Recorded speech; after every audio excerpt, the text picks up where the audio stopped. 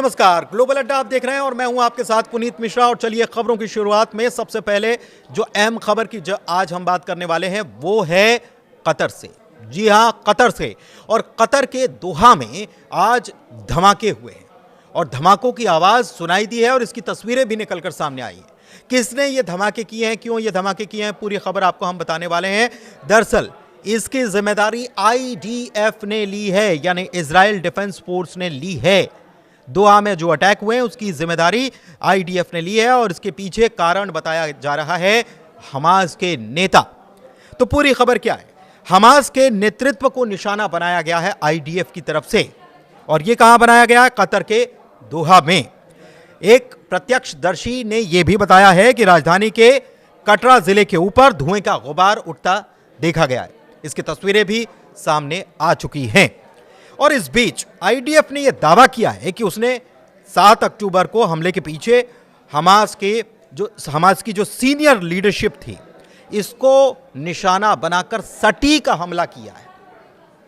और IDF ने हमला कहाँ किया है इसके बारे में कोई जिक्र नहीं किया है। लेकिन अल अरबिया जो है न्यूज़ एजेंसी, उसने यह बताया है कि कतर में इजरायली हमले में हमास का मुख्य वार्ताकार खलील अल हय्या उसकी मौत हो गई।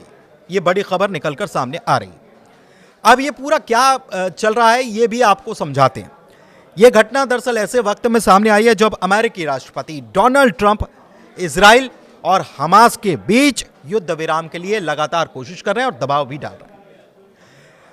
ट्रंप ने हाल ही में रविवार को एक बयान दिया था और कहा था कि इजरायलियों ने भी मेरी शर्तें मान ली हैं, हमास को भी मान लेना चाहिए और हमास को हम वार्निंग दे रहे हैं कि अगर वो नहीं मानेंगे तो फिर उन्हें क्या अंजाम भुगतना पड़ सकता है, इसके बारे में उनको सोच लेना चाहिए।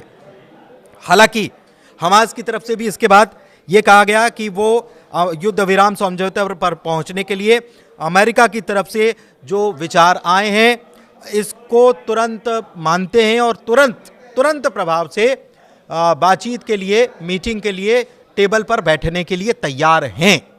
तो ये जब हमला हुआ है तब हुआ है जब हमास की तरफ से बातें, शर्तें मान ली गई थी और कहा था कि हम बातचीत और बैठक करने के लिए तैयार हैं। फिर भी हमला हुआ। और कहां हुआ? जो जानकारी आ रही है वो ये आ रही है कि ये उस जगह हुआ है जहां पर नेगोशिएशन टीम जो है वो बातचीत कर रही थी गजा में सीज फायर का मामला कैसे बन सकता है, कैसे सीज फायर हो सकता है। और ये पूरा प्रपोजल जो है US की तरफ से आया था, अल जजीरा की तरफ से ये रिपोर्ट निकलकर सामने आई है। यानी कि वहां पर उस इमारत में जहां पर हमास के लीडर ये बात कर रहे थे कि कैसे गजा में सीज फायर को लेकर जो US का प्रस्ताव आया उसको लेकर बातचीत की जाए, तभी ये अटैक यहां पर सामने हो गया। और इसमें खलील अल हय्या की मौत की बात भी कही जा रही है।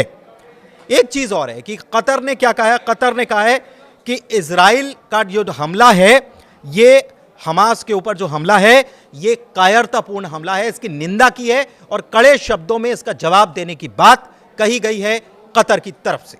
धन्यवाद।